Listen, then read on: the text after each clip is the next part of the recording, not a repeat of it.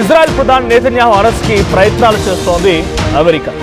మీరు వింటుంది నిజమే. అయితే అమెరికాలో New York mayor statements. So New York mayor Mamdani చేసినటువంటి ఒక మాట ఏంటంటే, సో నెతన్యాహు అరెస్ట్ చేయాలని ట్రంప్ ప్రభుత్వాన్ని కోరారు మామ్దాని. నెతన్యాహు యుద్ధ నేరస్తుడిగా అభివర్ణించిన మామ్దాని తనను అరెస్ట్ చేస్తే, అంటే ఈ వ్యాఖ్యలు అటు మామ్దాని చేయడంతో నెతన్యాహు ఏమంటున్నారంటే, తనని అరెస్ట్ చేస్తే తీవ్ర పరిణామాలు ఉంటాయి, ఏకంగా ఇజ్రాయెల్ నుంచి యుద్ధ వీరులు రంగంలోకి దిగుతారు, ఆర్మీ రంగంలోకి దిగుతుందని చెప్తున్నారు. నన్ను అరెస్ట్ చేస్తే ఇజ్రాయెల్ నుంచి స్పెషల్ ఫోర్సెస్ దించుతా అంటున్నారు నెతన్యాహు. న్యూయార్క్లో జరిగేటువంటి యుఎన్ సర్వసభ్య సమావేశానికి ఖచ్చితంగా హాజరవుతానని చెప్పి నెతన్యాహు చెప్తున్నారు. గాజాపై దాడుల నేపథ్యంలో 2024 నవంబర్లో నెతన్యాహు మాజీ రక్షణ మంత్రి యోవ్ గ్యాలెంట్లపై ఐసీసీ అరెస్ట్ వారెంట్ జారీ చేసింది. అంటే గాజాపై చేసినటువంటి అటాక్లో భాగంగా ఇంటర్నేషనల్ క్రిమినల్ కోర్టు వాళ్ళిద్దరి అరెస్ట్కి వారెంట్ జారీ చేసింది. సో వాళ్ళు దేశం వదిలి బయటకు వచ్చారంటే చాలు, డెఫినెట్గా దేశంలో ఉన్న అరెస్ట్ చేయవచ్చు, బట్ బయటకు వచ్చిందంటే డెఫినెట్గా ఇంటర్నేషనల్ క్రిమినల్ కోర్టు ప్రకారంగా చేసినట్టు ఆదేశాలను డెఫినెట్గా అమలు చేయాలనేది మేయర్ మామ్దాని అటు ట్రంప్ని కోరుతున్నారు. సెప్టెంబర్లో అమెరికాలో నెతన్యాహు పర్యటించబోతున్నారు. ఆ సమయంలో అరెస్ట్ చేయాలనేది ఆయన చెప్తున్న మాట. సో ఏంటి, గాజాపై వరుసగా దాడులు జరుగుతున్నాయి. మీకు అందరికీ తెలిసిందే గాజాపై ఇజ్రాయెల్ ఏ రకంగా దాడులు చేస్తోంది, ఎటువంటి దాడులకు పాల్పడుతుంది అనేది.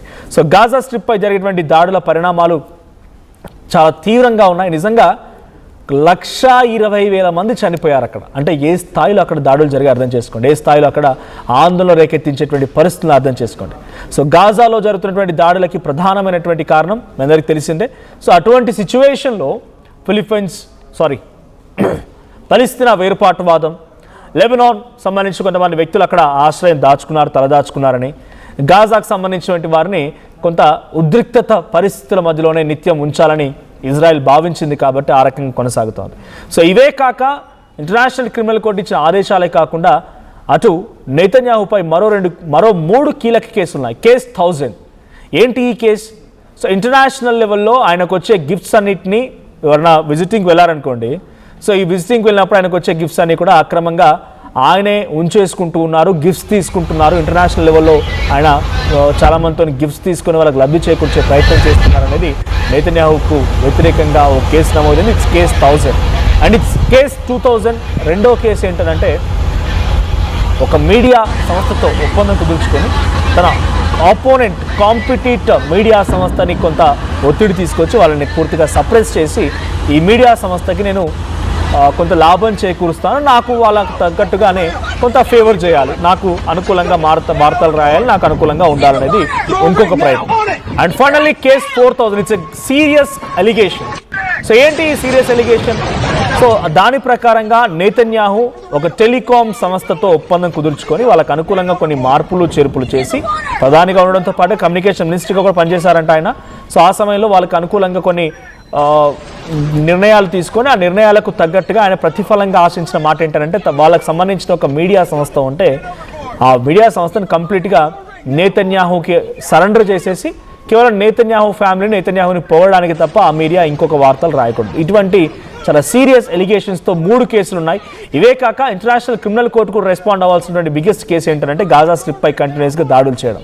అప్పుడు రక్షణ మంత్రి యోవ్ గ్యాలెంట్ పైన, ఆ తర్వాత నెతన్యాహు ఇద్దరిపైన ఐసీసీ ఇచ్చినటువంటి డిసిషన్ మేరకి, ఆదేశం మేరకి అరెస్ట్ చేయాలని. ఇప్పుడు 2024 to 2026 ఆల్మోస్ట్ 2 years ఇప్పుడైనా యుఎన్ సర్వసభ్య సమావేశానికి హాజరవుతున్నారు. యుఎస్లో జరగబోతోంది. సెప్టెంబర్లో ఈ సమావేశం ఉంది. ఆ సమావేశానికి నెతన్యాహు హాజరు కాబోతున్న సమయంలో ఇప్పుడు జరుగుతున్నటువంటి ఒక టాక్ ఏంటంటే, న్యూయార్క్ మేయర్ మామ్దాని చెప్తున్న మాట ఏంటంటే, సో అక్కడ జరుగుతున్నటువంటి ఆ సభకి వస్తున్నటువంటి నెతన్యాహుని ఎలాగైనా అరెస్ట్ చేయాలి, అరెస్ట్ చేసి ఆయన్ని ఐసీసీ గైడ్ లైన్స్ని పాటించే విధంగా ఐసీసీ ఇచ్చిన ఆదేశాల మేరకు అరెస్ట్ చేయాలనేది సో ఆయన చెప్తున్న మాట. ఇంకోవైపు గాజా స్ట్రిప్పై జరుగుతున్నటువంటి దాడికి సంబంధించి కూడా ఇప్పటివరకు నేను చెప్పినట్టుగా 1,00,000 పైచిలకు మంది చనిపోయారు. It's on record. గాజా అక్కడి గవర్నమెంట్లు కానీ అక్కడ జరుగుతున్న హ్యాపెనింగ్స్ పైన అఫీషియల్ ఇంటర్నేషనల్ రిపోర్ట్స్ చెప్తున్న ప్రకారంగా సో హమాస్ని ఎలిమినేట్ చేయాలని, అక్కడ ఉన్నటువంటి తమ బందీలని కాపాడుకోవాలని, సో సెక్యూరిటీ మెజర్స్ని అక్కడ తిరిగి పునరుద్ధరించాలనేటువంటి లక్ష్యంతోనే వరుసగా నెతన్యాహు గాజా స్ట్రిప్పై దాడులు చేస్తూనే ఉన్నాడు. ఆ దాడులు కొనసాగుతూనే ఉన్నాయి. The first attack was October 7, 2023, 2023. So 2023 October 7 నుంచి ఈ దాడులు మొదలయ్యాయి. సో ఆ దాడుల నుంచి మొదలుకుంటే ఈ రోజు వరకు ఇంకా ఏదో ఒక సందర్భంలో ఏదో ఒక చిన్న డ్రోన్ కానీ మిసైల్ కానీ గాజాని చుట్టుముడుతూనే ఉంటుంది. సో అనూహ్య దాడికి ప్రతిస్పందనగా ఇజ్రాయెల్ గాజాపై అంటే హమాస్ చేసినటువంటి దాడి ముందుగా సో అక్టోబర్ 7, 2023 రోజున హమాస్ ఈ గాజాపై అటాక్ చేసింది, హమాస్ ఇజ్రాయెల్పై అటాక్ చేసింది. దీనికి ప్రతీకారంగా సైనిక చర్యకి నెతన్యాహు దిగాల్సి వచ్చింది. సో ఆ సమయంలో తక్షణ జరిగినటువంటి అంశం ఏంటంటే ప్రాణ నష్టం అండ్ బందీలు. ఈ దాడిలో సుమారుగా మొదటి రోజు దాడిలో 1200 మంది తిరిపికొట్టేటువంటి క్రమంలో గాజాలో చనిపోయారు. 251 మంది బందీలుగా గాజాలోకి తీసుకెళ్లారంట. 1200 మంది ఇజ్రాయెల్లో చనిపోయారు అండ్ 250 మందిని బందీలుగా తీసుకెళ్లి ఇజ్రాయిల్స్ని హమాస్ గాజాలో దాచిపెట్టేశారు. అయితే ఈ దాడికి సమాధానంగా ఇజ్రాయెల్ కూడా యుద్ధం చేయాల్సిన అవసరం వచ్చింది. 3 ప్రధాన లక్ష్యాలను ఎంచుకున్నారు వాళ్ళు. ఒకటి, హమాస్ను అంతం చేయడం, హమాస్ అనే వ్యవస్థ లేకుండా పూర్తిగా అంతం చేయడం. ఇది ఒక మిలిటెంట్ గ్రూప్గా భావిస్తోంది. మరి హమాస్ ఎవరంటే పలిస్తానీ వేర్పాటువాదం కోసం పోరాడుతున్నటువంటి ఒక వ్యవస్థ, ఒక మిలిటెంట్ గ్రూప్ ఇది. సో రెండవది, బందీలను విడుదల చేయించడం. 250 మంది ఎవరైతే బందీలు గాజాలో తమ సైనికులు, తమకు సంబంధించిన పౌరులు హమాస్ బలవంతంగా తీసుకెళ్లి బందీలుగా చేసుకుందో వాళ్ళని విడిపించడం రెండో లక్ష్యంగా ఆ రోజు తిరిగి దాడి చేసిన మరి ఇజ్రాయెల్ సరిహద్దు భద్రత అంటే బార్డర్ సెక్యూరిటీకి సంబంధించిన విషయంలో కూడా అటాక్ చేయాల్సి వచ్చింది. సో ఇటు గాజా చెప్పినటువంటి హమాస్ చెప్పిన కారణాలు ఏంటంటే గాజాపై ఆంక్షలు. 2007లో హమాస్ అధికారంలోకి వచ్చినప్పటి నుండి ఇజ్రాయెల్, ఈజిప్ట్లు గాజా పైన ఇంకా ఆ సరిహద్దులకు సంబంధించిన కానీ సముద్ర మార్గాలపై కానీ చాలా స్ట్రిక్ట్ రూల్స్ పాస్ చేస్తున్నాయి. వాళ్ళు మానిటర్ చేయడానికి అన్నట్టుగా హమాస్ చెప్తోంది. అల్ అక్సా మసీదు, జెరూసలంలోని అల్ అక్సా మసీదు ప్రాంగణంలో వివాదాలు, ఆంక్షలపైన కూడా ఈ అటాక్ చేసినట్టుగా హమాస్ చెప్తోంది. ఖైదీలకు సంబంధించి విడుదల. సో ఇజ్రాయెల్ జైల్లో ఉన్నటువంటి వేలాది మంది పలిస్తానీ ఖైదీలను విడిపించుకోవడానికి కూడా ఈ అటాక్ చేస్తామని హమాస్ అంది. ప్రాంతీయ రాజకీయాలు.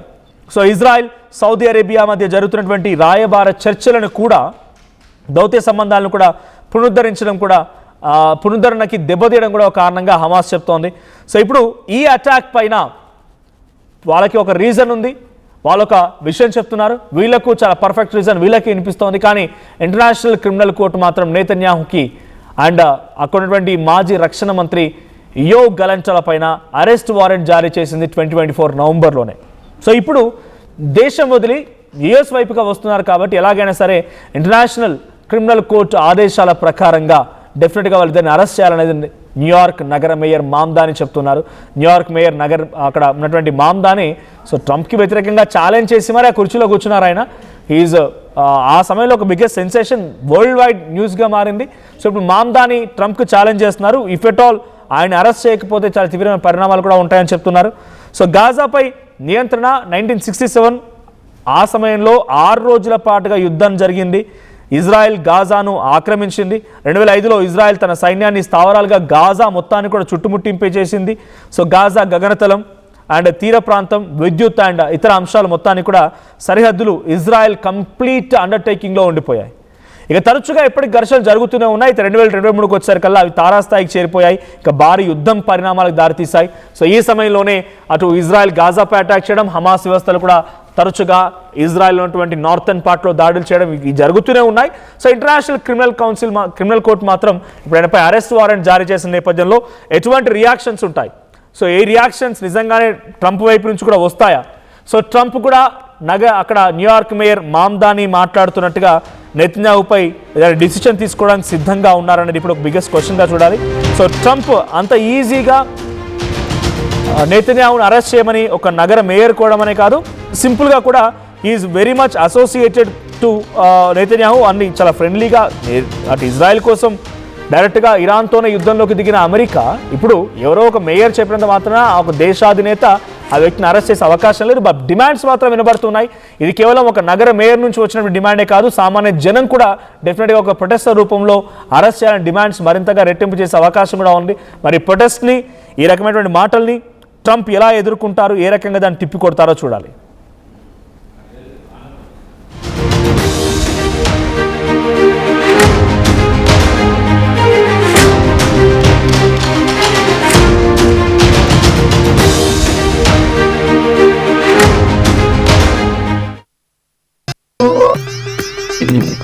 I'm Dheeraj, a doctor and a photographer.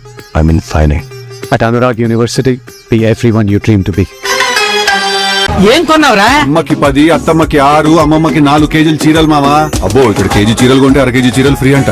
Churidar, men's wear, kids wear 1+1, 2+1 మస్తు ఆఫర్లు ఉన్నాయి. మరి ఇంకా మాంగళ్య ఆషాఢం కేజీ సేల్ అంటే తెలుసు కదా. మాంగళ్య షాపింగ్ మాల్ కేజీల్లో సేల్, టన్నుల్లో ఆనందం.